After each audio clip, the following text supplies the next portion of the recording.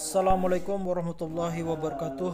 Para jemaah sholat duhur yang dirahmati Allah, pada kesempatan kali ini saya akan memberikan tausiah mengenai rahasia dari meluruskan saf sholat.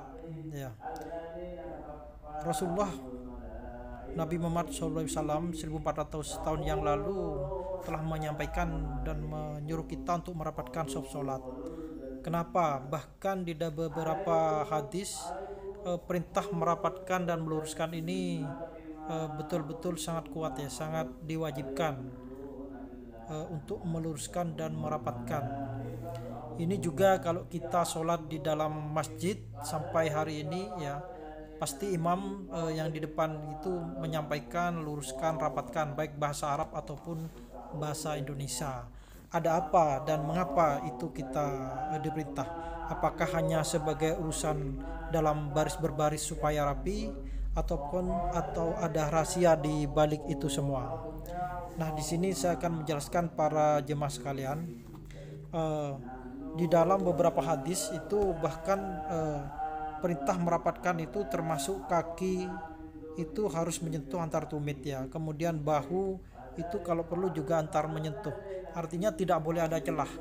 Tidak boleh ada celah antar jemaah satu dengan jemaah yang lain. Kalau kita sepintas memang di dalam hadis itu juga menjelaskan ini supaya Rasulullah mengingatkan tidak ada setan yang masuk, kan seperti itu. Setan yang masuk ke dalam di antara barisan itu. Itu supaya salah satunya supaya agar sholat kita khusyuk, karena setan masuk itu berarti akan membisikkan atau membuat konsentrasi sholat kita itu tidak fokus para jemaah. Dan ada lagi di antara itu ya, setelah saya mati juga dan beberapa referensi jurnal ya, selain gerakan sholat itu menyehatkan, ternyata rahasia dari merapatkan soft sholat kita itu ini dibuktikan oleh beberapa peneliti bahwasanya sholat jemaah ya, dengan merapatkan soft sholat kita akan lebih sehat ya, kita akan lebih tampak segar. Dan ini pun sudah saya buktikan dari beberapa sholat yang saya lakukan baik di sholat tarawih ataupun sholat jemaah, terutama duhur asar ya, yang rakaatnya memang lebih banyak. Dan duhur dan asar ini adalah waktu ketika kita sedang ya, tubuh kita lagi lemah lah gitu ya. Namun ketika kita melaksanakan apa yang diperintahkan Rasulullah ini, yaitu merapatkan dan meluruskan ini, disinilah rahasianya. Di sini tubuh kita akan tampak segar dan tampak sehat, bahkan kita bisa konsentrasi di dalam sholat. Kenapa itu bisa? Para jemaah sekalian, akan saya jelaskan ya, berdasarkan teori juga berdasarkan hasil penelitian dari beberapa ilmuwan ya. Di dalam tubuh kita itu ada mengandung elektron dan proton serta neutron ya.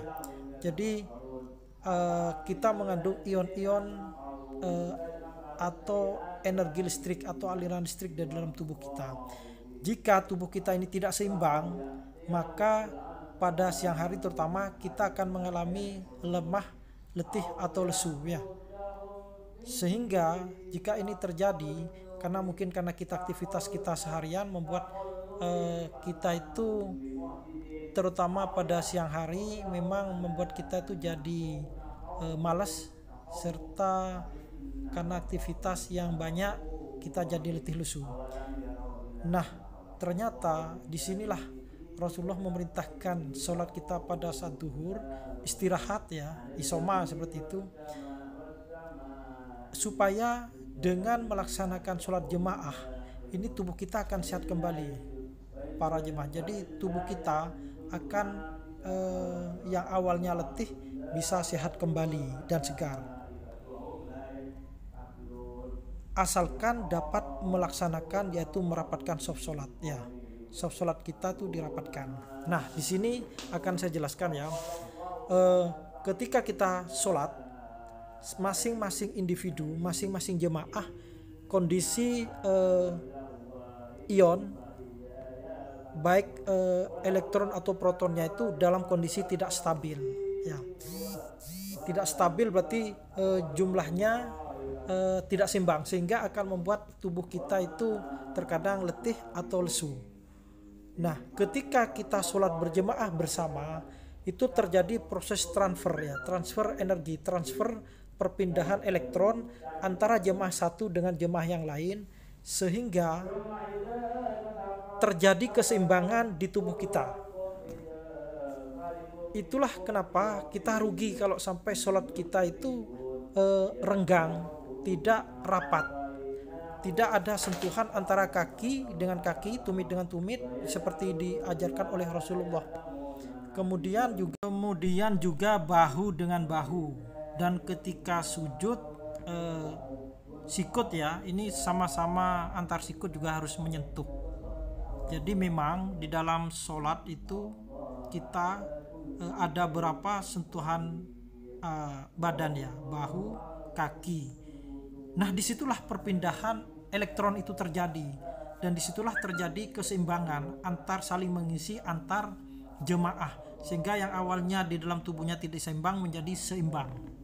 Bapak Ibu yang dirahmati Allah, ketika kita sholat, kita tahu bahwa gerakannya itu saja sudah diteliti oleh beberapa peneliti sebelumnya, itu sudah menyehatkan, seperti ruku, sujud di mana aliran darah bisa masuk kotak.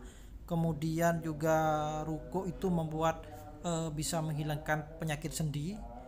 Akan jauh lebih baik dan akan jauh lebih sempurna ketika dilaksanakan dengan berjemaah, karena disinilah terjadi proses pengisian antar jemaah satu dengan yang lain, terjadi proses gelombang elektro di situ yang membuat tubuh itu menjadi lebih sehat dan lebih segar.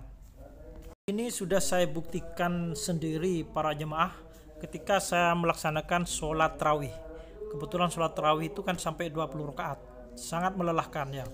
Namun dengan melakukan merapatkan saf sholat, kemudian terjadi proses sentuhan antara kaki, bahu, kemudian sikut, itu terjadi proses gesekan antar jemaah, dan disitulah saya merasakan bagaimana gelombang aliran itu masuk ya, sehingga saya merasakan lebih sehat dan lebih segar dibandingkan ketika sholat ya agak renggang.